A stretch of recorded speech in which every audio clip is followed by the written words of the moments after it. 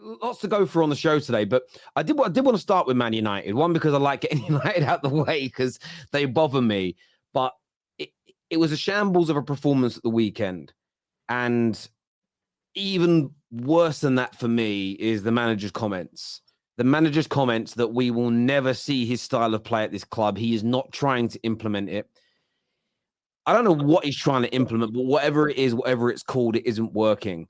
And there are times where I have defended him and I felt, okay, well, we know what he's about. We know how good he can make a team play. It's a work in progress. Not everybody gets there straight away. To know that he isn't trying to implement it and the way we're playing is by design, the fact that he has brought in 14 players in totality, including loans, I think 9 permanent signings, and he isn't trying to implement the way we know he can make a team play.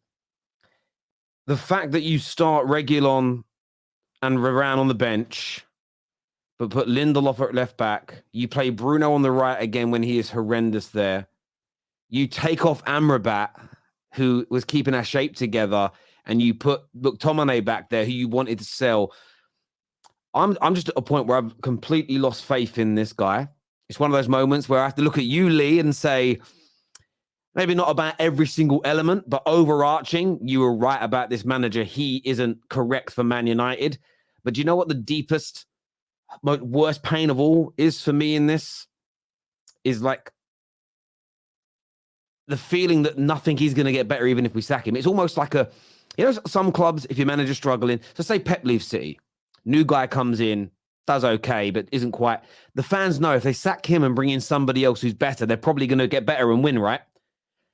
That's the sobering factor for us. We can sack Ten Hag, and there's real good reasons to get rid of him.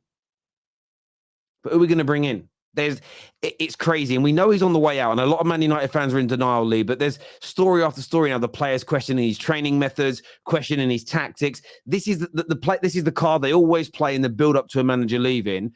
How much longer do you think he's got? Do you believe he should be given any more time? What's your reading of the current situation at Man United? He's gone. He's finished. He's done. Yeah, his comments were a disgrace. Right? And the way he stood there after the game with a smug grin on his face and went, tactics. Like, I'm sorry, mate. You asked for an emergency loan for a left back, right? You get a left back and then bench him for the biggest game of the season, Bobby's send off, and you play a centre back at left back. You then play the centre back pairing that started in August the 19th, 2018 at Leicester in a 2-0 win or 2-1 win against Wolves. Right, that is a disgrace. Yeah, Johnny Evans started in the 6-1 defeat 12 years ago when he got sent off against City. The starting 11 was just basically keep the score down. That was all it was. I looked at that and I was like, Amrabat and McTominay in midfield, Bruno on the right. Like, fair enough, Dalot at right back. Yeah, Harry Maguire, cool, maybe, but because why is injuries, why is Varane not in there and put Maguire on the other side? Yeah, Reguilon at left back. Yeah, at least you have somebody that can get up and down, cross a ball. Yeah, like midfield, Amrabat and McTominay. Like, what was that all about? And then you hook Amrabat off. Yeah, he weren't great in the first half, but you hook him off at half time. You got Eriksen, fair enough, in his best position, number 10. Rashford doing nothing again. Like, it was just a bit of a mess. The striker had no service, and then you hook him off, and everyone's booing. Like, it made no sense to me what he was trying to do. And like, you got the goalkeeper was man of the match. Like, he kept the score down because I predicted 5 or 6-0. I did a watch along for that on the other channel, and I was like, this is going to be a cricket score. And as soon as the goal goes in, the floodgates are opening.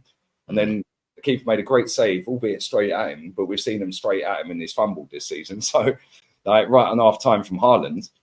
And I'm like, cool, let's see what he does at half time now. And then he brings Mason Mount on. I think he had 8 touches. Like, embarrassing, absolutely embarrassing. And I've seen you have some embarrassing games all season, really. But to do it in a Manchester derby for Bobby Charlton's send-off and that, man, like, absolutely disgusting. Absolutely disgusting. And then not only that, after you put in that level of performance, your manager's standing there with a smug grin on his face after the game saying tactics. And, yeah, we can't play the same as Ajax can play. Well, why? You've bought half of their players, mate. Like, why can't you play like them? And do you know what's even more baffling to me, right? Is you come from a league that is weaker than the Premier League. You're buying up a load of players. I think 10 or 11, 9 players, something like that, have come nine, yeah, played in that league, and some played under him, obviously. And then you expect to have a performance level better than where you are in the league right now. Well, that league's not very good. Yeah, there'll be 1 or 2, 3, 4 standout players over that league, but you can't go and get 7, 8, 9 and put them in a team. But with the players you already have, you should be doing better than you are, and especially in that game. Yeah, mate, I couldn't agree with you more on that. I look at it this way. Not everything that's gone on in the last year or so that he's been there is his fault. I'm not going to rewrite history. I don't think, me and you agreed on this at the time. I don't think he was particularly wrong to be looking beyond Cristiano Ronaldo as an example, but you had to replace him with somebody better, and the club didn't do that. There's things that I think he's been right to do. I still think he was right to replace David De Gea, because I think David De Gea was past it. Whether he's picked the right guy or not, it remains to be seen. But we saw in the last couple of games, we've seen the very best of Onana, and I hope we see more of it, because he's a very good goalkeeper. But what you said about the City game epitomizes everything that's wrong with Ten Hag at this club. He has no plan. He has no idea. He has no identity. And when you think about players in this team, we all saw what Amrabat did at the World Cup. But if you watch any Fiorentina games, you'd see how good he was. Everybody watched the cup final against West Ham when he was up against Rice, who we know is brilliant, and he absolutely was sensational. He looked nowhere near that level in the Man United team. As an example, he brought in Anthony, and Anthony, he's been horrendous for large parts, 95% of his Man United career, but he is not a transition player. He is somebody that plays in a more intricate passing system. Now, whether that would have worked or not, we don't know, but he isn't a transition player. So you spend £80 million on a player who plays the system that we thought we were employing you to deliver, and you go with a completely different one that's unproven to you. That's why I've lost my faith in him. Everybody's regressed and gone backwards. Whether you like or rate the player or not is almost irrelevant, because that debate almost becomes superficial now, because some don't like Bruno and Rashford, some do. But it's not as though 1 or 2 players are playing badly. It's everybody. And we saw this at the beginning of the season, where a lot of United fans turned on Casemiro. Too old, leg gone. No, it's this system. Because he's been missing for 3 games, and it's been absolutely identical, which is also why, but drop Rashford, I still don't think we'll get better. There's a comment that came through a minute ago, and it's an interesting one. It says here, so Terry is the kind... I'm just getting a bit of echo from you. I'm going to see if I can sort where that's coming from. Let's see if I do that and make that change. He says, Terry is the kind of people, I'm a person, but okay, who got cheated on 4 times, got cheated on again, and says, what's the point of breaking her up? It's going to happen again. I have no idea of that analogy, my friend. If you're trying to say that we shouldn't, I'm not saying we shouldn't sack managers. I'm saying don't get your hopes up that we become as good as Man City just through sacking a manager, my friend, because there's bigger problems at the club. King Cantona here with an interesting comment that says, SAG, toxic, massive 4-headed man-child, me. Arsenal fan, parading as a Man United fan. His mother is at fault. I blame her for how he acts. So you're blaming my poor old dear mum for me saying this manager is failing, the fact that he isn't trying to deliver the style of play that he was famed for and rated for, the fact that he makes horrendous substitutions continuously, has wasted £400 million on the wrong profile of player based on what he's now telling us he's trying to do. Me wanting him removed for that, but at the same time not believing that the Glazers, who have fouled 5 managers on the bounce, will not get the 6th manager on the bounce right. You think my mother is a bad mother because I hold that opinion? King Cantona, I do have a bit of a big forehead. That's the only bit on here that I would say. What do you mean about his time will come? I don't get it. His time will come. Again, King Cantona, if you fancy dropping me a DM, I will send you my address where I work out every day, and you can come have a chat with me. I guarantee you don't turn up, King Cantona, my old mate. But listen, by the way, don't worry about me. Come out to my mum's face and watch what she does to you, bruv. Like, she'll iron you out. My mum's left hook would knock you out, King Cantona. Do you know what I'm saying? But before you come and address me, you probably got to put your pants on in your mum's basement. But there we go, my friend. But on the overarching point, it isn't toxic for Man United fans to call this out. Whether you didn't rate him before or you had faith in him, to hear what he has said You look at the players that he has purchased. None of this makes sense. And all it's going to do by He wants keeping to him get sacked because Ajax are currently sat bottom of the league. Yeah, and he could go back. He's given them about 200 odd million quid. Yeah, from Man United's money. Yeah, he's got money to spend if he goes back there, and he'll go back and be the hero. Yeah. Yeah, maybe that was the plan all along. Go to United, buy a load of players, try and do something at United, and we'll bring you back. maybe that has been the master plan. There's an interesting comment here from Maximum. It says Terry admit Mount is a flop. See, this is the thing. Gary Neville said something today, and I think he's so right. And I want to read out what he said, because the problem is if you dislike a player, you'll disregard what Gary Neville has said. If you like certain players that are struggling, you'll probably agree with it. I'm just going to be very much on the fence, if you like, with this and say, well, I think we should apply it to everybody. He says, if we, the class of 92, had come through the club at this moment in time, in this environment, we wouldn't be successful. So I don't blame these players anymore. And there's part of me that also agrees with that. Now, if you hate Bruno, you hate Rashford, or if you hate Sancho and you hated Pogba and you hate Martial, you might view it differently. But I've always been I've criticised all of those players individually. I've been asking for Rashford to be dropped for a while. But if we're looking at this and saying there's no plan, the training's bad, the plan doesn't match, he's signing players that are profiled to play a certain type and he's doing the opposite, I can't totally blame the players for looking disillusioned. You just can't. At the end of the day, if I hire someone who is, I don't know, a pastry chef, and he joins my restaurant and I say to him, right, you're making cocktails today, how motivated is he going to be? Because he's not a cocktail waiter, he's a pastry chef. And we're doing that at Man United. We're bringing people in and we're misprofiling them. We're giving them the wrong activities. The team's being destroyed. I can understand it.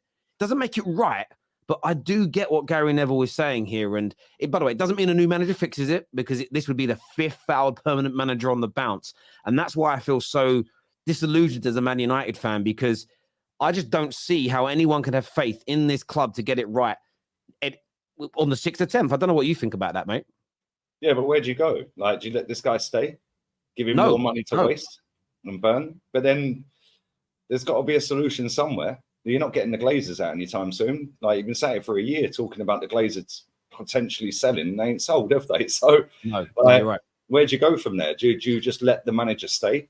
Yeah, and just hope it turns around where it might not. And let's be real, it don't look like any of them are playing for him. No, you're right. So if you do sack him, then where do you go? Who wants the job? Is a top manager going to go and take that job? An Ancelotti, a Simeone, even a Conte?